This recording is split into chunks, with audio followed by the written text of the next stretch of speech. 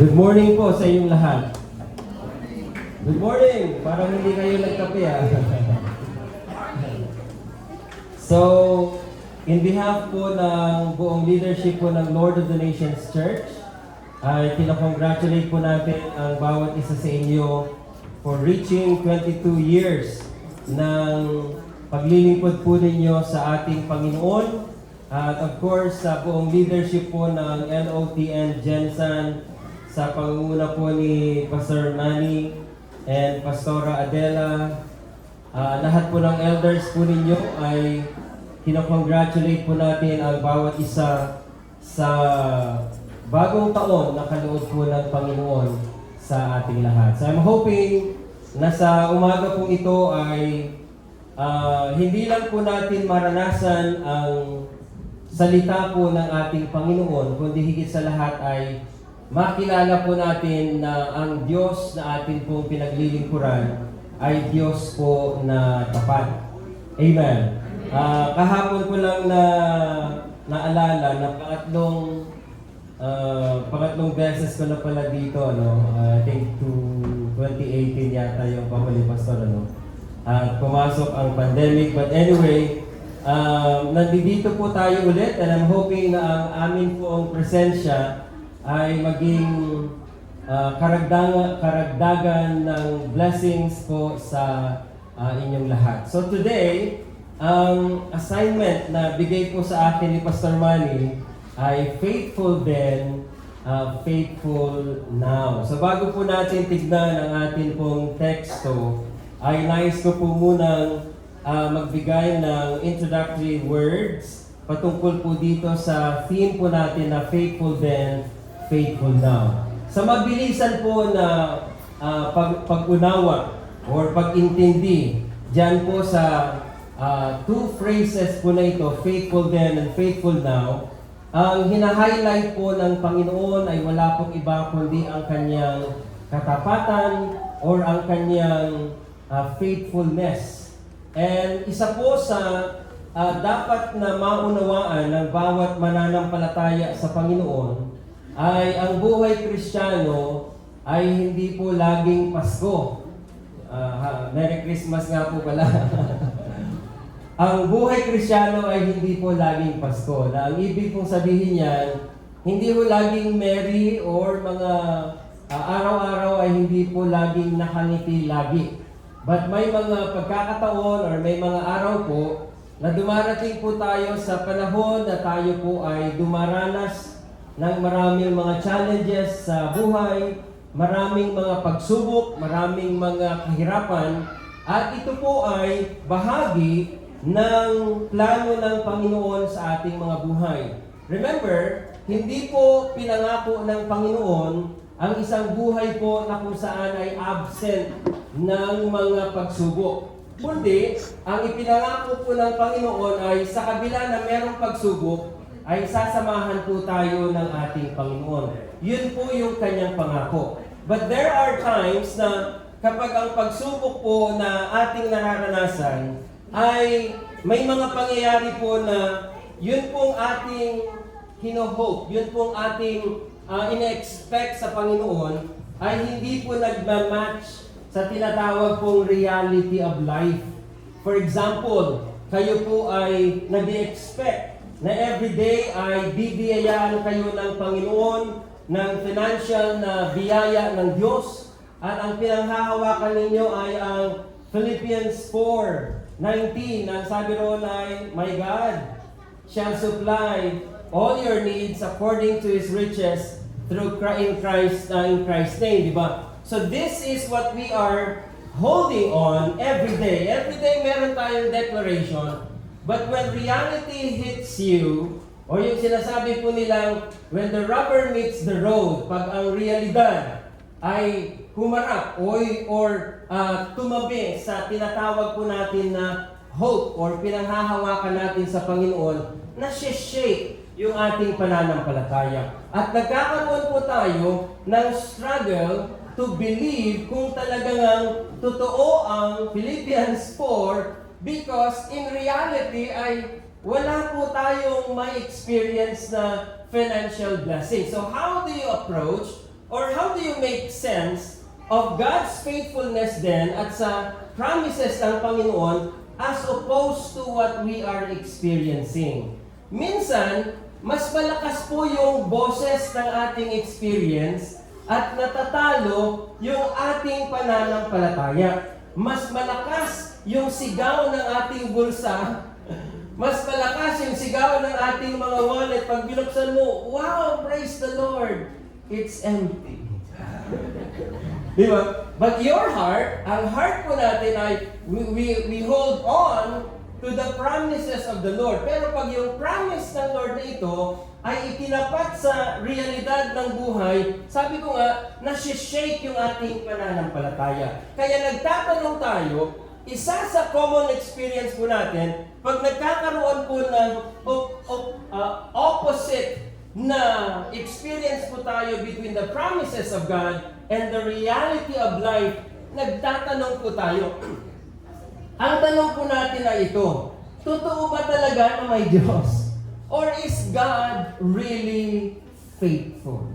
Is God really faithful? Nananalangin tayo ng isang maayos na buhay, and then all of a sudden, ay nagkaroon ng karamdaman ng ating katawan. Is God really faithful? So today, ito pong message na ito would not just inspire your heart to keep on believing, but to establish our faith in the faithfulness of the Lord, that no matter what, anuman ang mangyayari sa life po natin, may pera sa wala, in sickness or in health, till death do us part, God would be faithful, and He will be faithful then, and of course, He will be faithful now, and most of all, He will be faithful forever.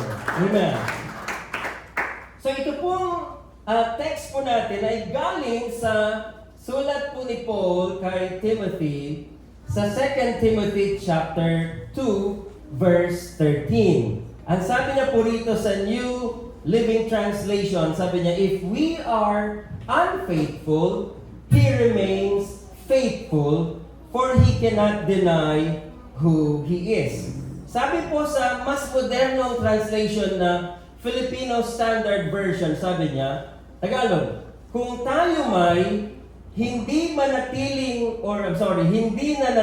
tapat, siya'y nananatiling tapat sapagkat hindi niya magagawang ikaila ang kanyang sarili. Ito pong text po natin ay galing po sa portion ng last letter po ni Paul kay Timothy, at ito pong verse 13 ay part po ng tatlong statement na binanggit po ni Paul kay Timothy beginning verse 11, at ang simula po ng verse 11 ay nagsimula po siya sa salitang, it is a faithful saying. Kung familiar po kayo sa letters ni Paul, 1 and 2 Timothy, and also sa letter ni Paul kay Titus, 5 beses niya pong binanggit ang salitang, it is a faithful saying. So, ibig pong sabihin nito, sa letters ni Paul to Timothy and to Titus, unique ang salita o kakaiba ang expression na sinasabi niyang, it is a faithful saying.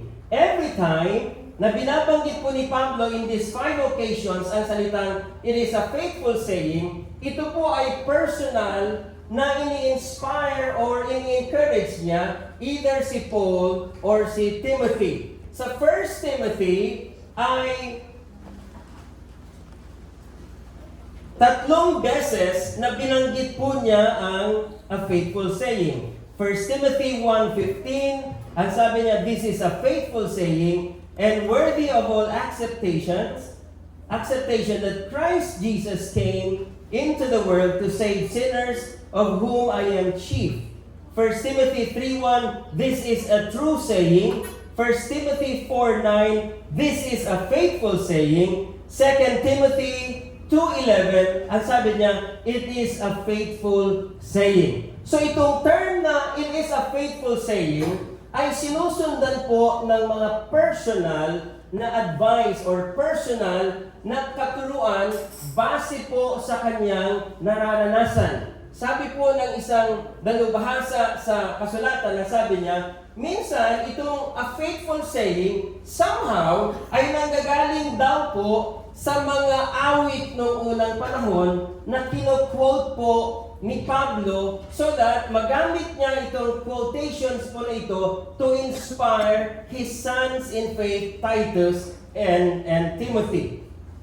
Sa 1 Timothy, sa 2 Timothy 2:11, ang sabi niya po rito ay, it is a faithful saying, for if we be dead with Him that is in Christ, we shall also live with Him. Second, verse 12, if we suffer, we shall also reign with Him. If we deny Him, He will also deny us. And then yung pangatlo, which is our text for today, if we believe not, yet He abideth faithful, and He cannot deny Himself.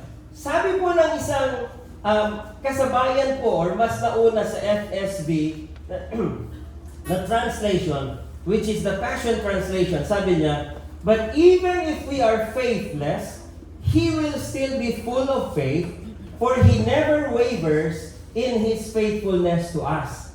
So, binanggit po sa verse 11, na sabi roon, if we are dead in Him, we will also live in Him. Pangalawa, if we suffer, we will also reign with Him. And then pangatlo, if we believe not, if we are unfaithful to Him, sabi niya, He will remain faithful to us. Na nangangahulugan, itong tatlong verses po nito talks about the attributes of God or mga bagay na katangian or characteristics ng ating Panginoon. And ang text po natin ay hina-highlight niya ang isang, kung meron man po akong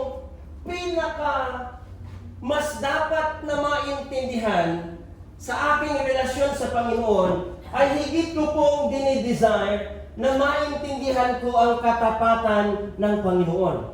Because first, ang statement ng verse 13 is a statement na kung saan ay absolute. Meaning, sabi niya, if we, believers, kung tayo man, ay hindi mananatiling tapat sa Panginoon, sabi niya, He will remain faithful to us. And then, ang pinakamagandang statement dyan, sabi niya ng last portion ng verse 13, He cannot deny who He is. Yung statement po na who He is, it's His attribute. It's who God is. And dito, ay binibigyan po tayo ng pangunawa that when we answer the question, who is God, or who God is, ang sagot po dyan is, God is faithful. So if tatanungin po ninyo ako kung ano ang pinakamagandang maunawaan, this is my opinion, I can be wrong sa aking opinion, ang pinakamagandang maunawaan sa mga katangian ng Panginoon ay ang kanyang pagiging tapat. Sapagkat paglubusan po natin na naiintindihan yung faithfulness ng Panginoon, you would remain steadfast now, and most of all, you would have the confidence to face your future, though you don't know what your future holds, but because of the faithfulness of God, you are steadfast and you are confident na alam niya kung ano ang inyong future because alam mo na siya ay tapat. So that's our goal for today, na makita natin ang katapatan ng ating Panginoon. We would survey the scriptures at titignan natin kung paano naging tapat ang Panginoon sa buhay po ni Haring David. And secondly, ay titignan din natin kung how did David stated his confidence sa harapan ng Panginoon na matapos po niyang maranasan ang maraming mga pagsubok na ito. And second case study po natin ay si Jehoshaphat. Sa 2 Chronicles ay meron po akong ipapakitang mga verses po mamaya to analyze it at makikita po natin na dahil na-encourage po siya na magtiwala sa Panginoon at nakilala niya that God is faithful, he was able to trust the Lord, the present circumstances, and he was able to expect as well na tutulungan siya ng Panginoon sa lahat ng kanyang mga battle. So let's look at our message outline for today. There's two major points po natin. One is we explain the meaning of faithfulness or being faithful. Faithful what?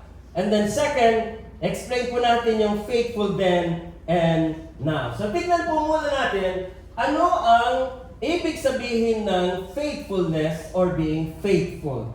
One of the primary things na kailangan po nating maintindihan sa faithfulness ng Lord or being faithful is that first, being faithful is intrinsic to God. Pag sinabi pong intrinsic to God, ito po ay natural ng Panginoon. I gave this as an example nung Friday evening na sabi ko pag lumabas po tayo ng umaga at nakakita po kayo ng mga ibon na lumilipad, you're not surprised. You never say na, uy, bakit yung ibon ay lumilipad? Because alam mo na it's natural, intrinsic sa mga ibon na sila po ay lumipad. Pero, kung makakita ka isang umaga ng elepanteng lumilipad, you would definitely say, wow! Si Dumbo! Naging reality si Dumbo. So you are surprised kapag ang elepante ay nakakita ka ng elepanteng lumipad, you're surprised because alam mo na hindi niya nature, hindi niya kalikasan. So when we talk about nature or intrinsic or kalikasan ng Diyos, ang isa sa kalikasan ng Diyos ay siya po ay tapat, siya po ay faithful. Sabi po ng Deuteronomy chapter 7, Verse 9, ang sabi niya, know therefore that the Lord your God is God, He is the faithful God. Know ye therefore that the Lord your God is God, He is the faithful God. So ito pong statement na ito ay galing kay Moses before na sila po ay, ang bayang Israel ay mag-cross over to the promised land, ni-remind niya ang bayang Israel, and at this point, Moses was telling them, hey guys, your God, whose name is Yahweh, whose name is I am, never forget that He is faithful. Ang Diyos na ito ay Diyos na tapat. Okay. 1 Corinthians 1:9, Tagalog na yan, ang Diyos ay tapat. So when you go to the Old Testament, all the way sa New Testament, iisa ang ina-express ng Scriptures regarding the faithfulness of God. God is faithful. And being faithful is natural or normal or nature or intrinsic sa Kanya. Nangangahulugan, if God becomes unfaithful, that means that's not Him. Kapag ang Diyos ay hindi na naging tapat, hindi na siya Diyos. Pero kailangan natin i-define kung ano ang ibig sabihin po ng salitang faithfulness at anong mga aspect ng faithfulness ang kailangan po nating maintindihan. Sabi po ng Topical Lexicon, faithfulness portrays steadfast reliability, one who inspires confidence because promises match performance. Naka-highlight dyan ang promises match performance. So, according to this encyclopedia or this dictionary, ang katapatan ay nagpapakita ng isang hindi natitinag, hindi nauuga na reliability. I don't know kung anong Tagalog ng reliability. Maaasahan, one who inspires confidence. Bakit nagkakaroon or bakit nag-inspire ng confidence? Because ang sabi diyan, promises match performance. Promises match performance. And when we talk about promises match performance, it has something to do how truthful a person is and how able a person is to fulfill kung ano man yung kanyang sinasabi. Let me ask you a question. Kailan ninyo nasasabing nagsisinungaling ang isang tao? Ano? Kailan nagsisinungaling ang isang tao? Pag naglalay. Correct? Di ba? So, dalawa po yung basic na definition po ng pagsisinungaling. One is when you do not tell the truth. Second is even if you tell the truth, pero hindi mo fulfill yung truth na sinabi mo. You'd still be considered as lying or nagsisinungaling kahit gaano kaganda, kahit gaano katama yung iyong mga sinasabi, pero hindi mo fulfill. Okay? Nakikita kong maraming mga kabataan dito na kagaya ko.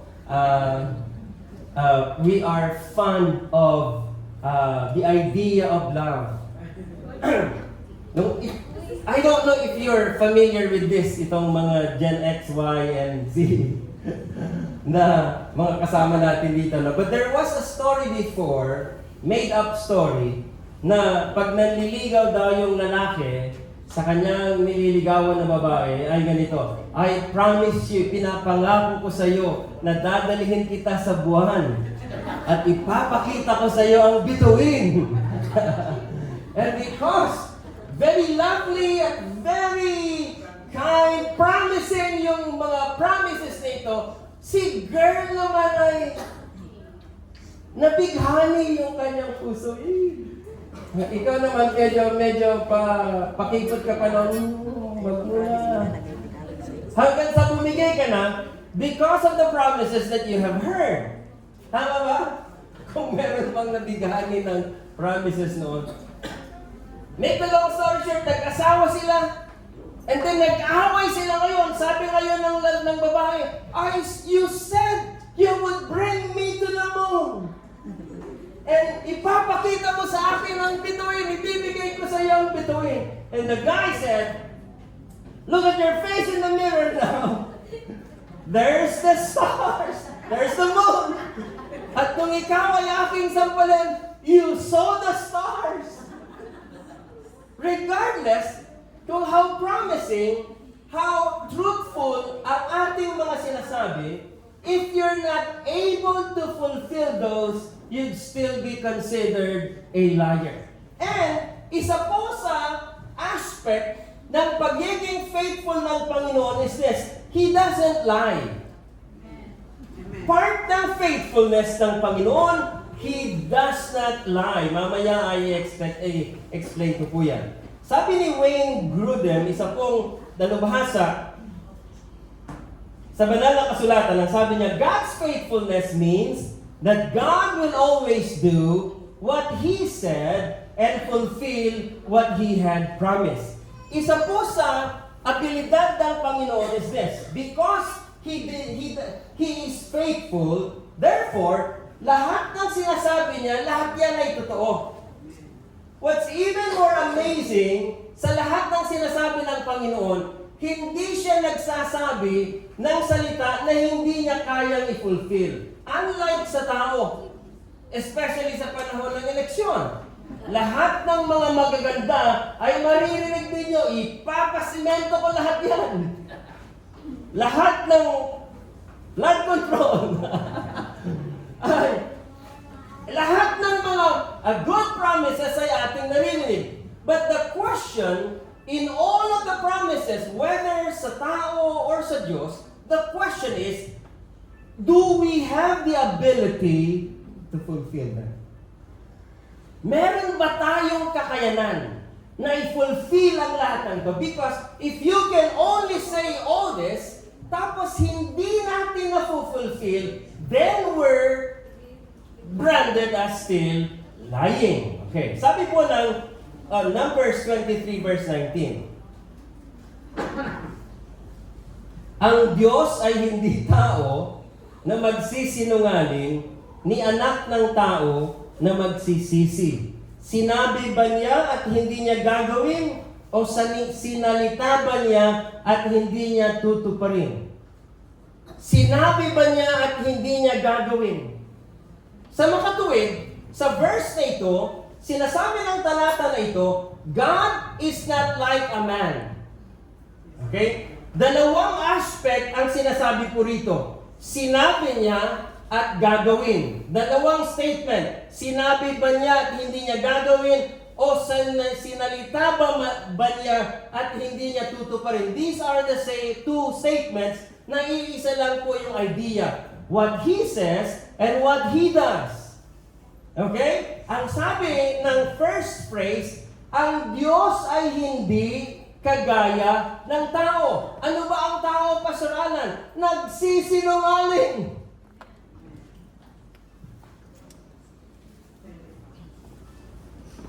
Ang tao ay intrinsic sa kanya or natural sa kanya ang magsinungaling. Dito, sinasabi ng Biblia na ang Diyos ay hindi kagaya ng tao na nagsisinungaling.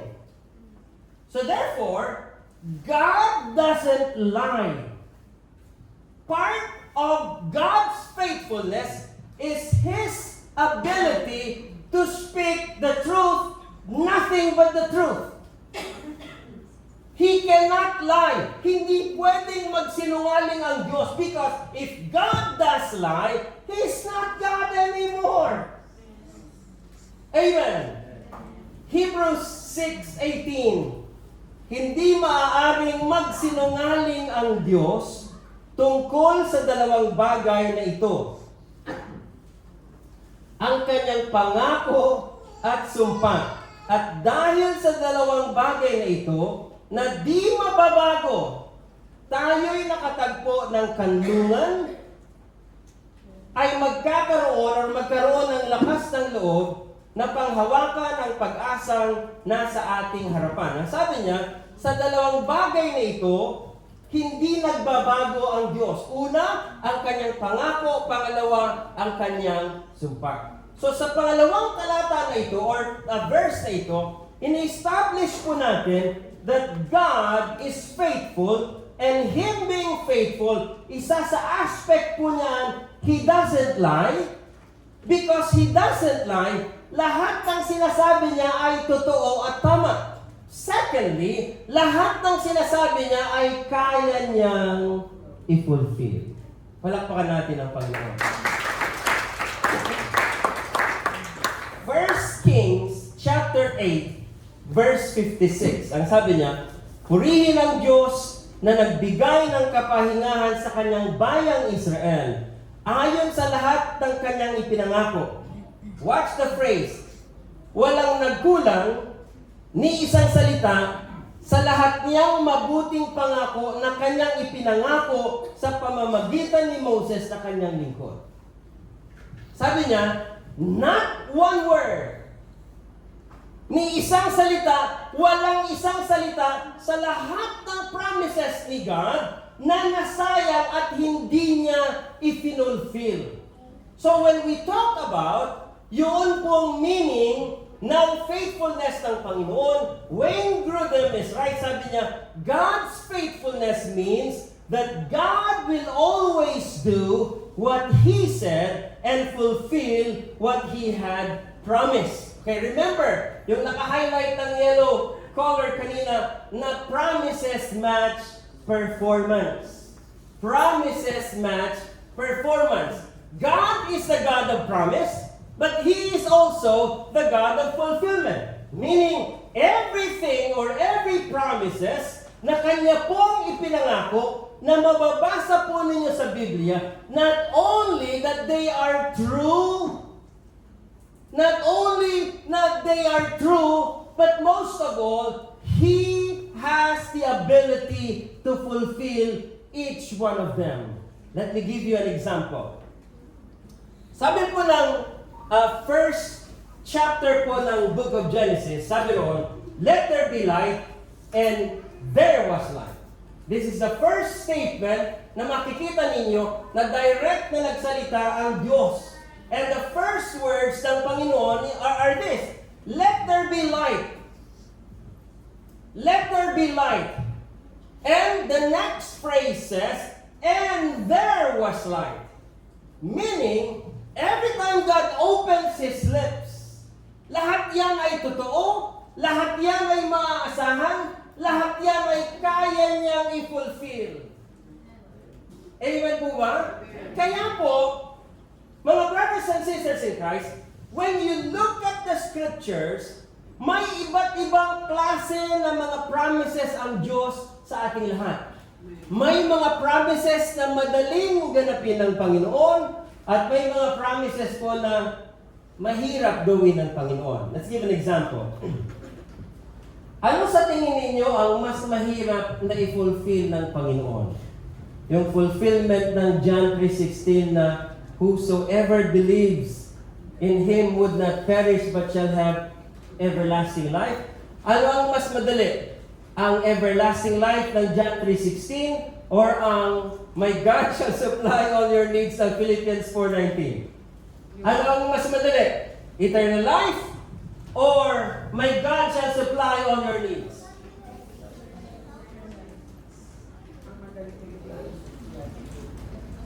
Ano sabi ni Sister? Mas madali yung i-supply. Because ito yung mga spiritual and something that we can consider na chicken, basic sa Panginoon. Basic sa Panginoon ang i-provide ang lahat ng ating mga material things. As opposed sa eternal life, mas mahirap ibigay yung eternal life. But, how we approach these two promises ay nagkakaroon po ng magkaibang approach. Because mas nahihirapan tayong i-embrace at paniwalaan ang mas madaling gawin ng Panginoon, pero mas bilib tayo na sa eternal life ay mas madali kanyang biyayaan ng eternal life. There should not be variations ng ating responses sa mga promises ng ating Panginoon. If you're able to embrace John 3:16, na ganun kabilis, you should also be able to embrace the same magnitude doon po sa Philippians 4:19. Because why? Why? Lahat ng promises ng Panginoon pantay-pantay. Amen. Kilala niyo si Pastor Arlitz, di ba? Last time na nagkasama po kami dito ay meron po kami kakaibang experience. Nabunggo po yung aming sinasakyan. Hanggang ngayon ay meron akong remembrance sa aking tuhod na hindi na nabura, Brother Robin. Noon pong kasi meron po tayo na-purchase na building sa Mandaluyong na worth 80 million.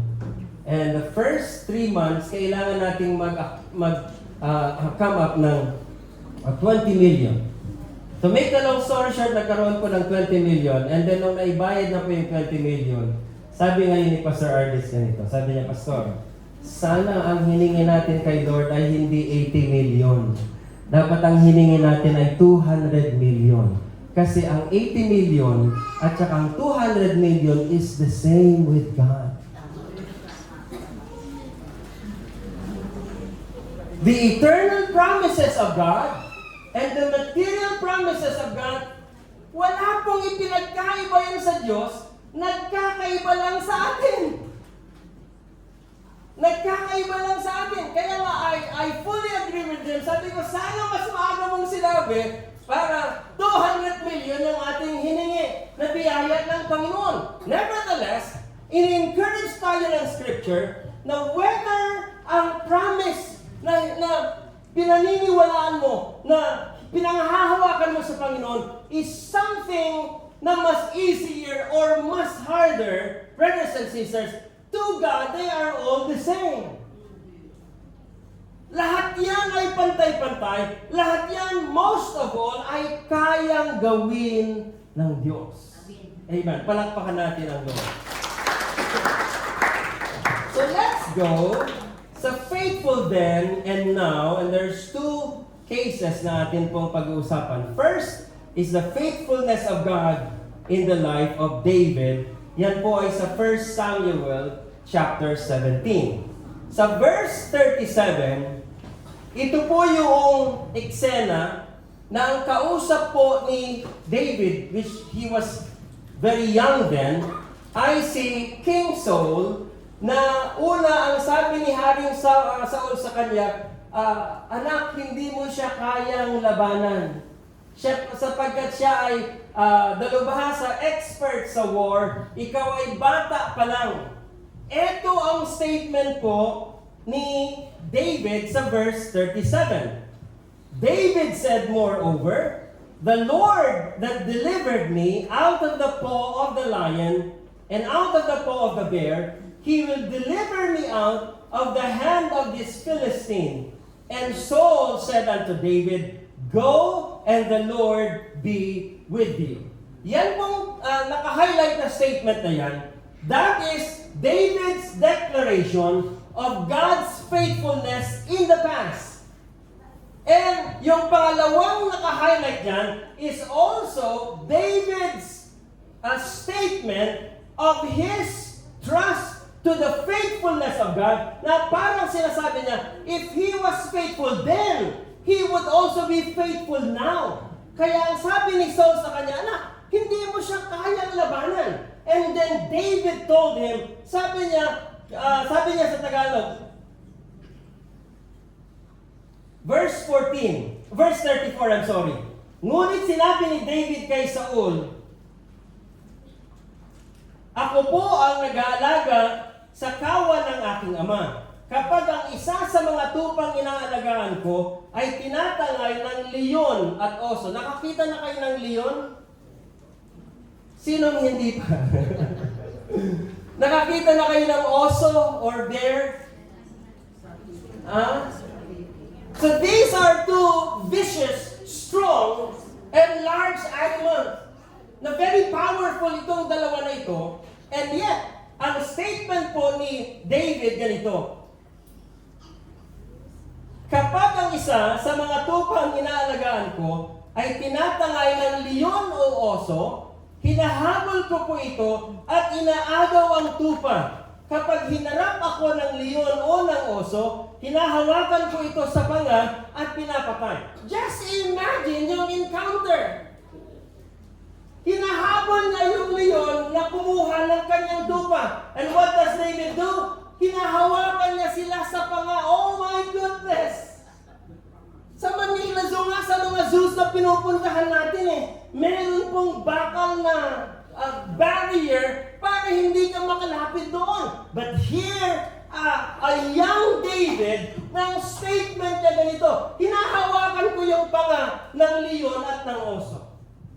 Bakit ganon ang kanyang confidence? Ang sabi niya rito ay ganito, nakapatay na po ako ng mga leon at mga oso. Watch this. Isasama ko po sa mga ito ang Pilisteyong iyon sapagkat nilalait niya'y ang hukbo ng Diyos sa buhay. Idinugtong ni David, iniligtas ako ni Yahweh mula sa mababangis na leon at mga oso, ililigtas din niya ako sa kamay ng Pilisteyong iyon. Faithful then, faithful now. Nire-rehearse ni David yung faithfulness of God in the past. And if you're able to see kung ano yung katotohanan na ipinapakita ni David ay ganito. The best place to see the faithfulness of God is the past. But the most exciting place is the present and the future. And the reason that you're able to trust God in the now and in the future because of the faithfulness of God in the past. Faithful then, He is also faithful now, and most of all, He will be faithful forever. Amen. Kaya po, kung ang Diyos ay tapat noon, tapat din po siya ngayon, tapat din po siya magpakailanman. One of the intrinsic attributes ng Panginoon ay yun pong kanyang immutability or non-changing. Hindi nagbabago. Kasi kung ang Diyos ay nagbabago, hindi na siya Diyos. God is faithful and God doesn't change. If God was faithful in the past, He's faithful in the now. And most of all, He will be faithful in the future. Kaya po, nagkakaroon po tayo ng lakas at tibay ng loob na harapin ang mga bagay na hindi pa natin nakikita dahil sa katapatan ng Panginoon sa nakaraan. Ito si David. Hindi niya alam kung ano ang mangyayari sa kanya. Kung i-compare his strength versus Goliath's strength, maliit lamang po yung lakas ni David at that time. But because he rehearsed God's faithfulness in the past, ang sabi niya, the Lord that delivered me out of the paw of the lion, sabi niya, He will deliver me out of the hand of this Philistine. Meron po siyang assurance. The assurance ay hindi nakabase sa lakas niya. Ang assurance, the confidence, ay hindi nakabase sa kanyang lakas, sa kanyang experience, nakabase sa faithfulness ng Lord noong nakaraan. Because if He was faithful then, He will be faithful now. Amen. Kaya po minsan, maraming araw na marami po tayong gulayat sa buhay. Paggising mo sa umaga, gulayat. Katabi mo si gulayat. Pag tinupag mo yung wallet mo, mas malaking gulayat. Lahat ng direction, everywhere you turn your eyes to, lahat gulayat. But that was long time ago. But look, the reason na kaya ka nagpapatuloy na humakbang sa iyong pananampalataya, because in the past, you experienced the faithfulness of God. Ito ngayon ang fuel ng iyong pananampalataya, na kaya mong humakbang kahit mahirap, because God was faithful then. And because He was faithful then, you know He's faithful now. Amen. Palakpakan natin ang Lord. Next slide. Hindi ko na po binuo yung buong 13 verses kung hindi ako nagkakabali. There's only 3 verses na nandiyan po. But I want you to look at yun pong naka-highlight. Ito po ay story ni Jehoshaphat nung ang mga Moabites, ang mga Ammonites ay nagkaisa po sila para labanan po si Haring Jehoshaphat. At sila po ay natakot. Ang ginawa po ni Jehoshaphat, pinatawag lahat ng mga Israelites, and every single one of them fasted and they prayed to the Lord. And in this prayer, ito pong chapter 20 ng 2 Chronicles. Ito po ay buong panalangin ni King Jehoshaphat, pero very intriguing yung kanyang mga piniling salita. Of course, this is translated na into English, pero kung masusundan po ninyo yung trail of thought ng 3 statements na ito, sabi ng verse 6, and he said, Lord, the God of our ancestors, are you not? Verse 7, our God, did you not? Verse 12, our God, will you not? So, nakukupkup po sila ng maraming mga armies. And then they pray. And the words of Jehoshaphat are this. Sabi niya, hindi ba ikaw ang Diyos ng kalangitan? Pangalawa sa verse 7, hindi ba blines mo ang bayang Israel noon? Because you are, now that you have done this to Israel, ang sabi niya sa pangatlo, will you not? Are you not? Did you not? Will you not? Nakukupkup kami ng armies, ang sabi niya, but did you not drive out the inhabitants of this land before your people Israel? Na parang sinasabi po ni Jehoshaphat ganito, are you not the God of heavens? And because you are the God of heavens, Did you not drive out the inhabitants of this land? And then panghuli, it's the statement of expectation, will you not?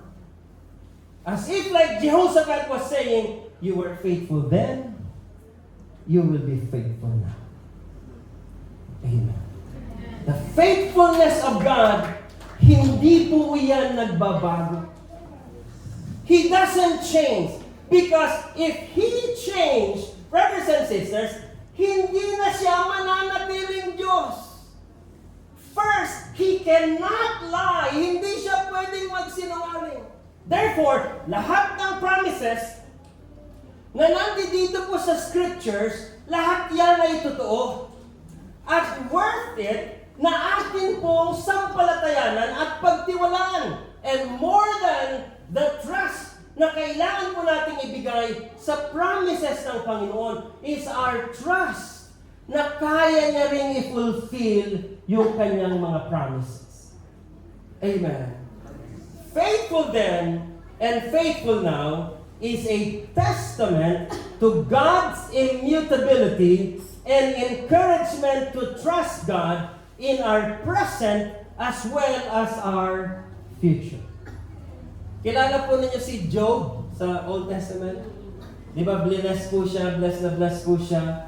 Pero one day, dumaan po ng bagyo. Meron po akong narinig na isang pastor na ganito po yung kanyang presentation. At first, very perfect. Very strong ang faith po ni Job. Hindi siya nagkulang. He praised God in the midst of all the tragedies.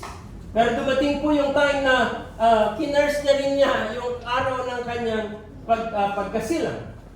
But ang sabi ng pastor na ito ganito, nevertheless, you will see in the faith of Job, na sabi niya, he was able to trust God in those present circumstances because God was faithful in the past. Na parang ang sinasabi niya is that our ability to express our trust in the now and in the future would be based on your experience of God's faithfulness in the past. Kung malinaw, maliwanag at concrete ang katapatan ng Diyos sa iyo noong unang panahon, mas higit kang hindi matatakot at hindi mapupuno ng kawalan ng pag-asa because the basis of your trust now and tomorrow and forever is the past. Amen. We all have experiences of God's faithfulness. Marami po tayong mga karanasan pagdating po sa katapatan ng Panginoon. Isa lamang po sa common na experience po natin is that during, ang pinakamahirap ay yung during. The past, during, and the future. Mas nasishaken ang faith natin during. Because in the during or in the now, in the present, doon po nagtatalo yung promises ng Panginoon at saka yung ating pinananampalatayanan sa Panginoon. There are times na hindi nangyayari yung ating sinasampalatayanan or ine-expect sa Panginoon. There are times you were asking for healing. Ibang healing ang ibinigay sa iyo ng Panginoon. Di ba? How many of us have heard people testify na noong ang kanilang mahal sa buhay ay nagkasakit, ang kanilang prayers ay, Lord, heal my mom, heal my dad, heal my son, heal my loved ones. But iba or opposite ang ibinigay sa atin ng Panginoon. How do you make sense of what's going on versus the faithfulness of God? Brothers and sisters in Christ, hindi lahat ay pwede nating maintindihan sa mga bagay na ipinapahintulot ng Panginoon sa ating mga buhay. At sa panahon na hindi natin naiintindihan ang mga bagay na gusto nating maintindihan sa buhay, this is the best place to express our trust in the Lord, na sasabihin po natin, it really doesn't matter if I understand it or not. What matters is that I know na maganda pa rin ang plano mo sa taong ito or sa mahal ko sa buhay. Why? Because God is faithful then, and He will be faithful now. Amen. I don't know if you guys have heard the story ng kilalang pioneer ng orphanages sa England. Mga 1800s ago, malayo-malayo na, matagal na. His name is George Mueller. Nag-pioneer po siya na gumawa ng mga orphanages.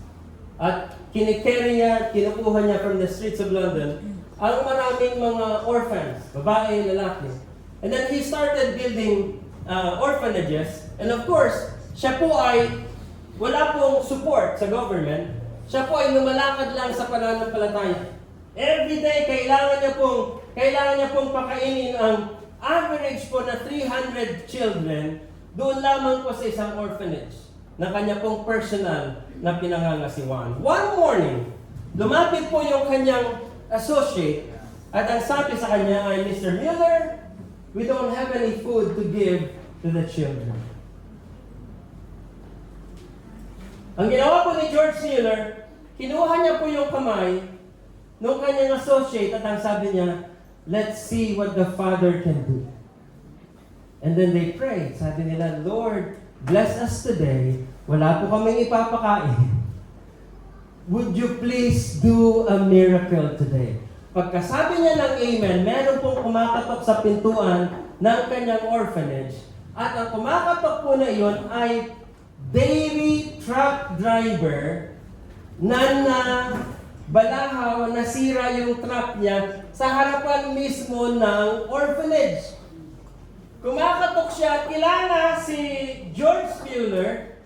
He doesn't know, of course, na kailangan na yung araw na yon ng mga ipapakain. And then ang sabi ng truck driver, sabi niya, Mr. Mueller, my truck had broken down. Sabi niya, mamayang hapon pa ma-fix itong truck ko na ito and my products would be spoiled. Ang products po niya, fresh milk at saka mga keso.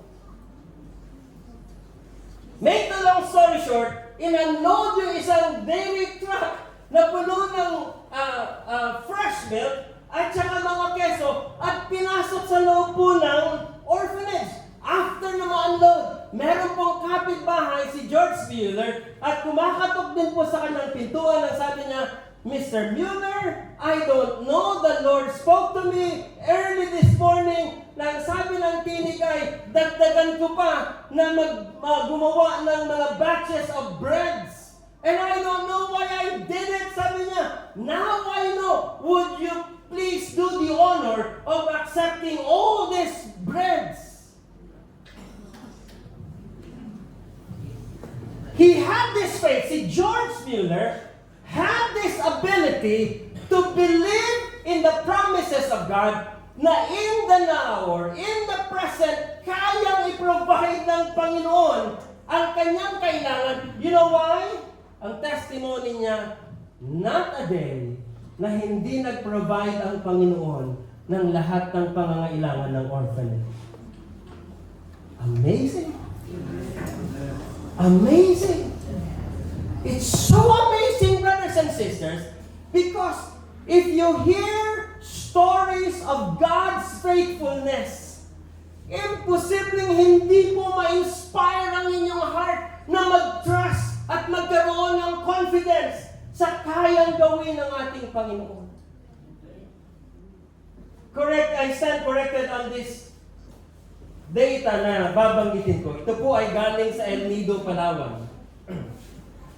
Meron po tayong malaki po ang church natin doon. Yun pong babae ay worker po natin sa church. At nagkaroon po ng problema, I don't know kung na-stroke or na-heart attack, yun pong kanyang husband. Hindi ko lang klaro kung ano yung exact na datos. Ang sabi po ng babae na nakarating sa akin ay, yung heartbeat po ng kanyang husband was about 150 to 300 beats. I don't know kung mabilis yun or mabagal. Mabilis. Okay. Pinasok ngayon sa hospital yung asawa niya. Habang siya po ay naghihintay sa emergency room, Naalala nung babae, ng favorite na awit ng kanyang husband ay yung awit na Tagalog na sumigaw sa galak ang lahat ng nilala. Purihin ang Diyos. So yung inawit niya po yun, habang nasa pintuan siya ng emergency room, and nang dumating yung time na yun pong awit ay nandoon sa chorus na sumigaw, she really shouted, at ang sabi niya, sumigaw! The whole hall ng hospital narinig po nila.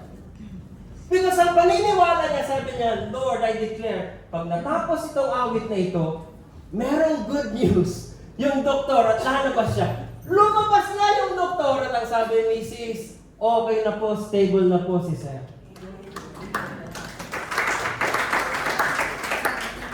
But then again, the challenge on our part is that pag hindi nangyayari yung ina-expect natin, how do you express trust? Steadfast trust and reliability, magtitiwala ka pa ba sa Panginoon even if hindi nangyayari yung mga bagay na ine-expect natin sa Panginoon? Remember, this is not our home. Amen. This is not our home. The ultimate answer to everything that we expect is when God brings us home. Amen. God is faithful then. He will be faithful now. But the faithfulness of God now, sometimes ay na hindi po nasusunod yung ine-expect natin. But when that thing happens, na ang expectations mo ay iba sa ipinahintulot ng Panginoon, the Scripture would attest to all of us na kahit na ganon, you are still encouraged to keep on trusting God because He is faithful. Because He is faithful. Dahil yan ang katangian ng ating Diyos, mga brothers and sisters in Christ, God will always be faithful. Amen. God will always be faithful. You heard the song, Footprints in the Sand, di ba? You know the song? Ang kwento niyan ay, naglalakad silang dalawa ni Lord, tapos dumating yung time na lumingon siya, isang set na lang ng footprints yung kanyang nakita. And ang kanyang observation, yung footprints na nakita niya, footprint niya yun. At ang masaklap pa, na-exaggerate yung kanyang opinion, it was the time na lowest ako, it was the time na hirap ako because ang pangunawa niya, that's his own footprints. He was carrying himself. And then, binuksan ng Panginoon yung kanyang pangunawa, sabi niya, nakita mo ba yan? Hindi mo footprint yan. At yung sinasabi mo, yung reklamo mo na kung kailangan mo ko, doon lang naging isang set ng footprints ang nakikita mo. That was the time that I carried you. So little did this guy know, akala niya siya yung bumubuhat sa kanya, unknowingly to him, binubuhat na pala siya ng Panginoon. Even at our lowest point in life, even at the time na pinakamahirap ng life natin, when we look back, akala natin lakas natin, sarili natin, ang nagdala sa atin where we are. What we do not know, people of God, is that at that time, God was carrying us. God was carrying us. We do not understand what's going on sa lahat ng mga pangyayari. But if we know that God is faithful, brothers and sisters, if He was faithful then, He can be faithful now. And you can trust Him for your tomorrow. For my last kwento, meron po akong dalawang anak na lalaki. Ngayon ay 27 yung panganay and 22 yung aking bunso. Yung panganay po, he was 3 years old nung nag-migrate po kami sa Amerika. At yung pangalawa, 5 years after ay naipanganak po yung pangalawa. Dahil mga bata pa po sila noon, so from Vancouver, Washington, going all the way sa Los Angeles, California, that's 12-hour drive. every birthdays po nila, nagda-drive po kaming family papunta sa Disneyland. Siyempre, excited po sila. Ang problema, pagtapos na po ng Disneyland, pauwi na po kami, pagod na po silang dalawa. So matutulog na lang po sila, naka-car seat yung bunso, at yung isa naman ay naka-booster seat. So, ilalagay po namin sila sa kanilang upuan doon sa kotse namin. Darating po kami sa bahay, natulog na tulog sila dahil pagod na pagod sila. What we would do, pagdating doon, bukas ng pintuan, ako yung taga-buhat. So binubuhat ko po yung dalawa. Remember, natulog sila, alam nilang nasa kotse sila. Paggising nila, nasa bed na sila. Hindi nila alam. And during those moments, natulog sila. Dinala sila ng tatay nila from the car to their own bed. Gigising sila, refresh na refresh. Hindi nila alam kung anong nangyari. Most of the times, ganito ang nangyayari sa atin. May mga pangyayaring hindi natin alam bakit tayo nakakapag, one step move forward at a time despite ng ating mga hardships, despite ng ating mga pinagdadaanan sa buhay. And then, all of the sudden, magigising ka. Wow, that was 2 years ago. That was 5 years ago. Now, nagising ka. Buhay na buhay. May pananampalataya sa Panginoon. What happened here between there and now? What happened was that your Father carried you from your lowest point, from your hardest experience, and brought you to where you are now. So kung meron man sa inyo ang nagko-question sa katapatan ng Panginoon, look where you are now. 5 years ago, 2 years ago, 10, 12, 20 years ago, you experienced hardships. And during these moments, possible na nagre-reklamo tayo, nagko-complain tayo sa Panginoon. Ang dami nating mga questions sa Panginoon. But look where you are now. When you look back, Lord, how did that happen? I was so bad. I was so sad. I was so down. But now, nandito ako ngayon. How did that happen? What happened was that during your lowest time, the Lord picked you up. Every single day, every week, 20 years na ang nangyayari, and God still holds you in the palm of His hands. You know why? Because He was faithful then. He's faithful now. He will be faithful forever. He will be faithful forever. This gives us the assurance na pwede pa rin nating pagtiwalaan ang Panginoon. No matter what. Amen. Let us all stand.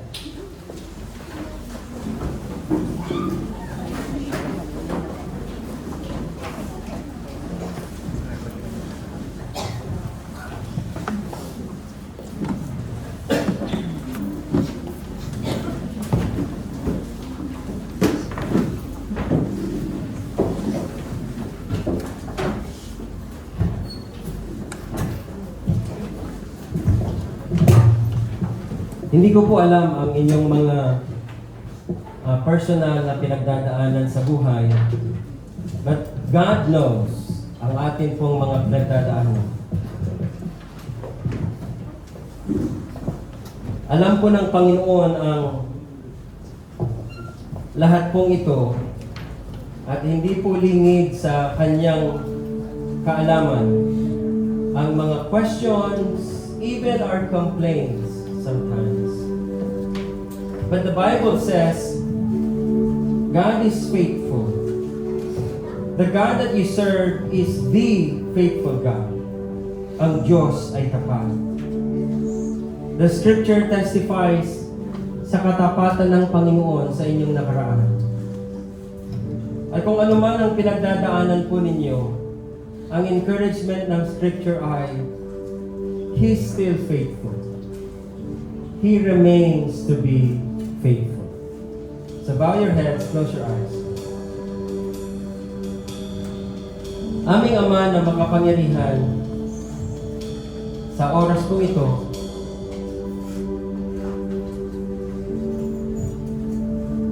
lumalapit po kami sa iyong banal na paanan at buong kapakumbabaan na inaamin po namin that there were moments in our lives na na-shaken, na uga ang amin pong pagtitiwala at pananampalataya sa iyo. Those times when ang aming expectations ay iba sa naging reality ng life. But salamat sa anibersaryong ito, you have refreshed our knowledge of you. Na ikaw ang Diyos na hindi nagbabago. You were faithful then, you are also faithful now.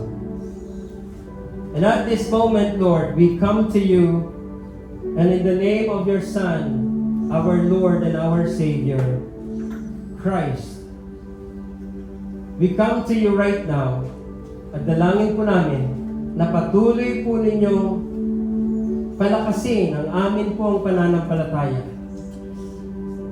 We lift up to you our hearts. Ang mga puso namin na minsan ay nag-aalinlangan. Ang mga puso namin na minsan ay nagdududa.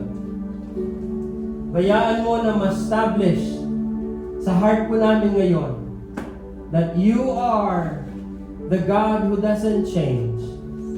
Kung ikaw ay tapat noon, siguradong tapat din po kayo ngayon. At mas sigurado pong tapat din po kayo bukas. Father God, kilala po ninyo ang bawat isa. At sa oras na ito, Panginoon, bayaan po ninyo na mag-minister po kayo sa puso't damdamin ng bawat isa ngayon. And we pray na sino man ang may pag-aalinlangan ngayon sa puso nila, sa puso namin, Panginoon, ay Lord, we ask that you would touch and bless our hearts, and that you would create in us a heart that is able to believe in your faithfulness, that we're able, Lord God, to hold on to your promises despite po sa maraming mga challenges. And so we pray, Lord, today, na inyo pong abutin ang aming mga puso, Panginoon. As we respond in worship right now, Father. In Christ's name we pray. Amen. Come on, let's worship the Lord.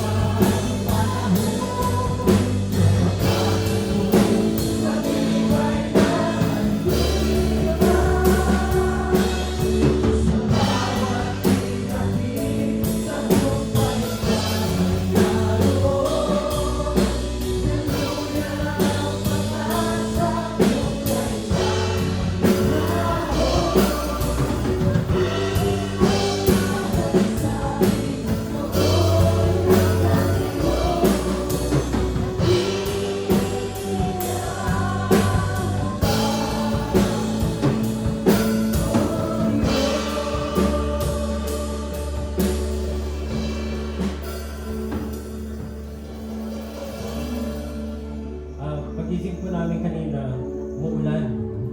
Maulan yung araw na to, di ba? Hindi mo makita ngayon yung araw, madilim. Pero natuloy pa rin po yung bagong araw. Hindi natin nakikita yung araw, pero nandoon ang araw. Sometimes, ganyan po ang katapatan ng Panginoon.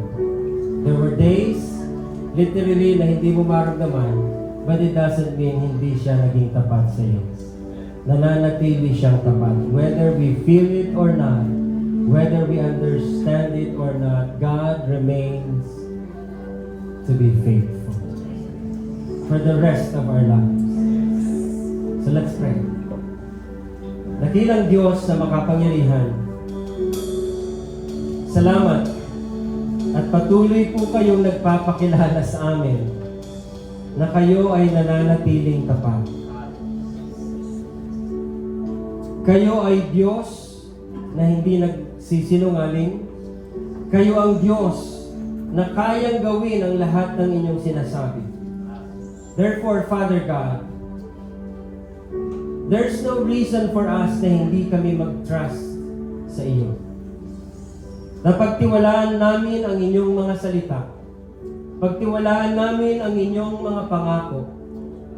That in your own perfect time, lahat po ng mga pangako mong ito, dahil sa iyong katapatan, because you are faithful, ay aasahan namin na magkakaroon po ng katuparan ng lahat ng mga promises nito.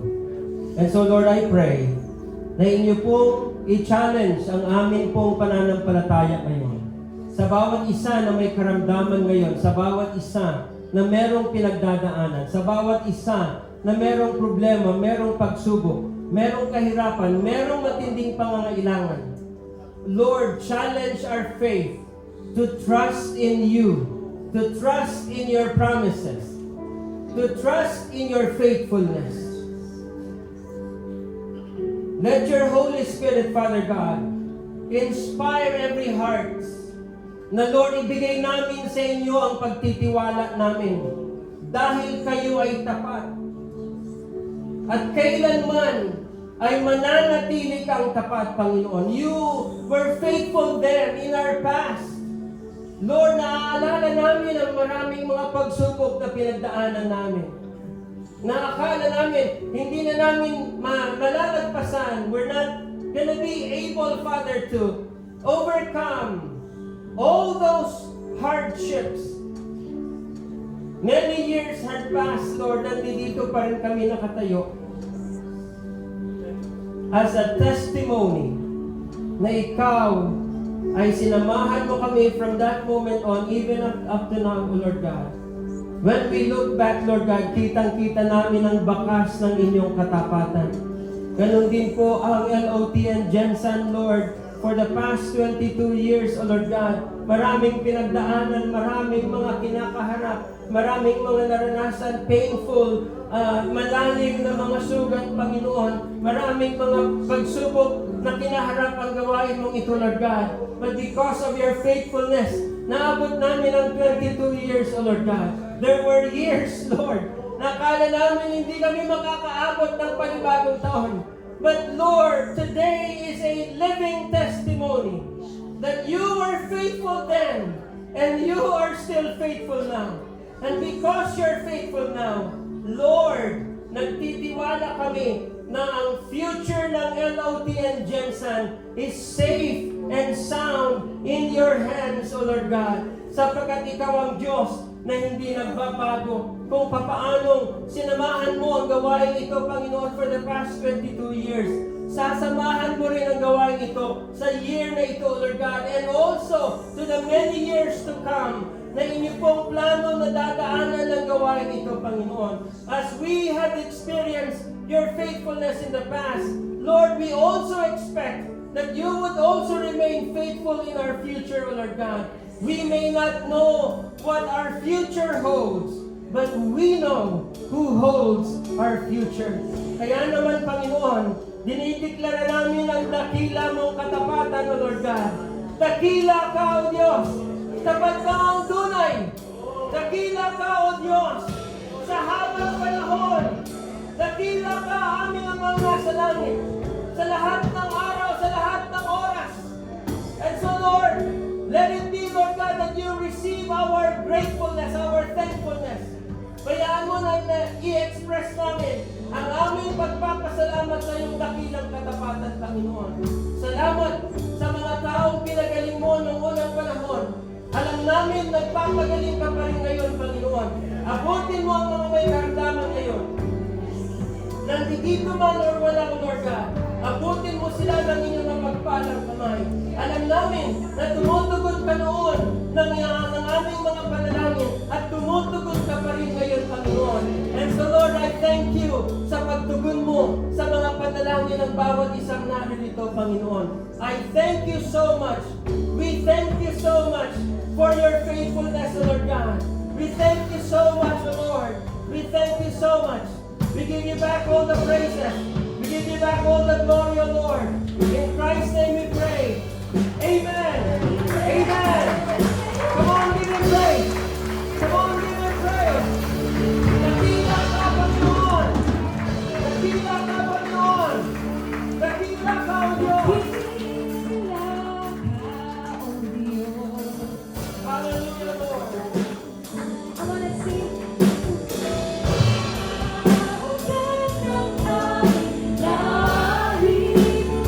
Father, we worship you, Lord.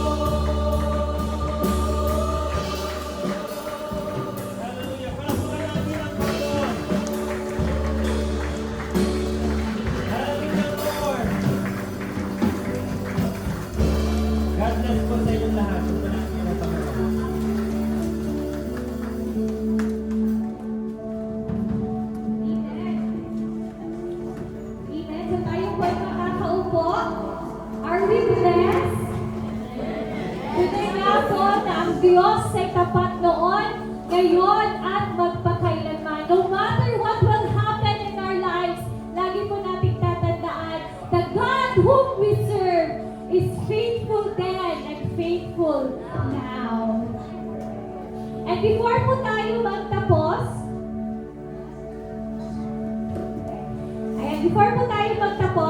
on behalf of LOP and Jensen, I would like to express our heartful gratitude to our guest speaker, Bishop Alan Gamiao, for sharing his time and the Lord's words with us this day. Certificate of appreciation.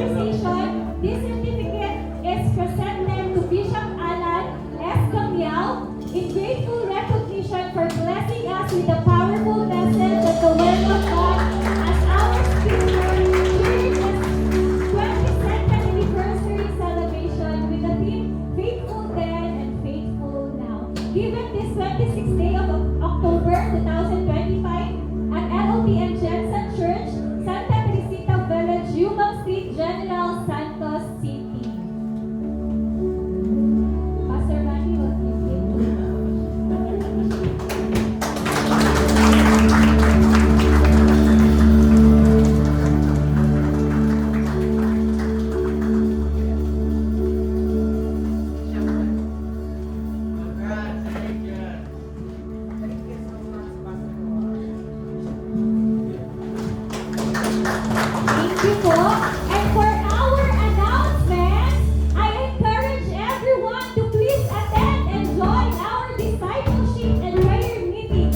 Discipleship is every other Wednesday at exactly 7 p.m. in the evening, and prayer meeting is every Wednesday at exactly 8 p.m. in the evening. Ang link po ay binibigay sa ating po GC. Sa lahat po ng gusto at interesadong mag-join sa ating praise and worship team. No age limit as long as you are willing to give your talents para sa Diyos. Welcome na welcome po kayo kay Tap Ate Sarah. And sa lahat po ng gusto at interesado po, magkaroon yung wedding po. Yan, sa gusto magkaroon ng wedding at dedication para po sa kanilang anak. Ayan, sa lahat ng gusto magpakasal, kay Tita, brother Nets po sa ating pong admin.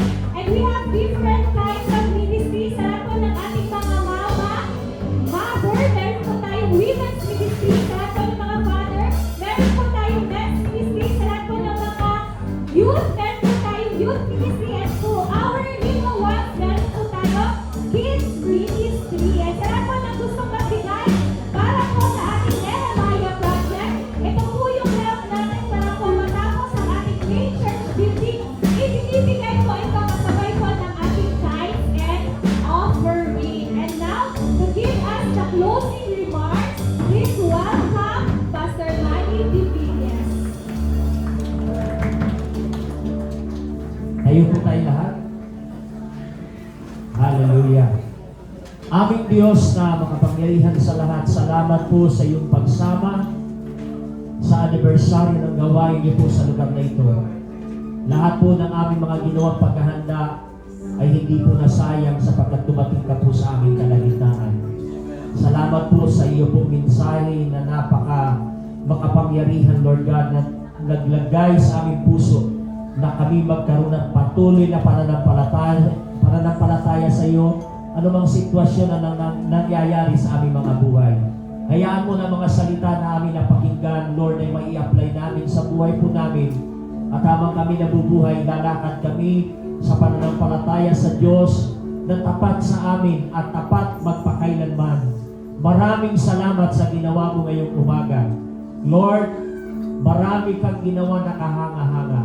At aming inaangkin na patuloy magiging testimony ang lahat ng ginawa mo sa amin sa mga darating na Sunday, Lord. Ipahayag namin ang iyong katapatan sa buhay po ng bawat isa.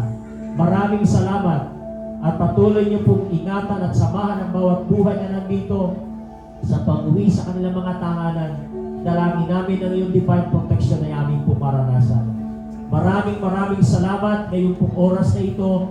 Ang lahat ng karangalan, ang lahat po ng papuri, pagluwalhati, pagdakilan, pasasalamat, pagsamba ay sa iyo lamang namin ibinabalik, aming Diyos. Ikaw lamang ang karapat dapat tumanggap ng lahat ng ito. At ang lahat ng ito, Ama, ay sa dakilang pangalan ng iyong anak na si Jesus at sa kapangyarihan ng Espiritu Banal. Amen! At amen!